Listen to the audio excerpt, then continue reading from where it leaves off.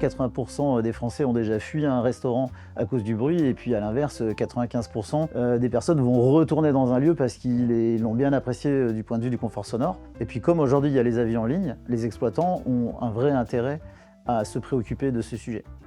Bonjour, je suis donc Samuel Tauchon-Danguy, co-gérant du bureau d'études acoustiques LASA. Je suis également administrateur Synovgiac et je fais partie de la commission AFNOR Estrandia. Et donc je fais partie des personnes qui ont activement participé à la mise au point et la rédaction de cette nouvelle norme, la NFS 31299, qualité acoustique dans les bars et les restaurants. Cette norme, elle s'adresse aux propriétaires et aux exploitants de lieux et à tous les acteurs qui les aident à les créer ou les améliorer. Donc ça peut être les architectes, les bureaux d'études, les concepteurs d'une manière générale et puis les constructeurs.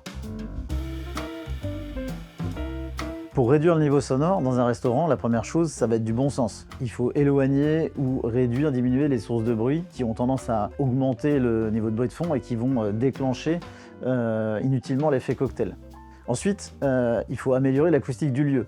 Et pour ça, chaque cas est différent. Il faut s'adapter à la forme des locaux et puis aux souhaits d'aménagement et à l'esthétique souhaitée. Suivant la sensibilité et le type de lieu, les moyens d'études vont être adaptés.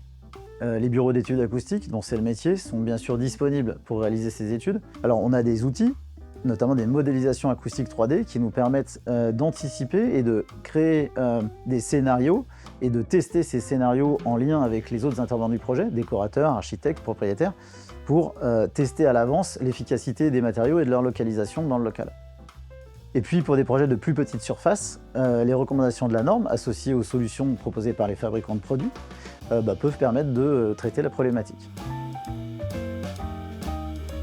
Généralement, on va essayer de traiter le plafond avec des matériaux absorbants, car c'est souvent la surface libre la plus importante. En plus, elle est bien répartie au-dessus des tables. Et puis on peut envisager également des panneaux muraux, pour limiter les réflexions sonores, et aussi des cloisons entre les tables pour limiter la propagation. Il faut essayer de les concevoir avec l'architecte et le décorateur pour que ça fasse partie intégrante du concept et qu'ils contribuent aussi à l'esthétique du lieu.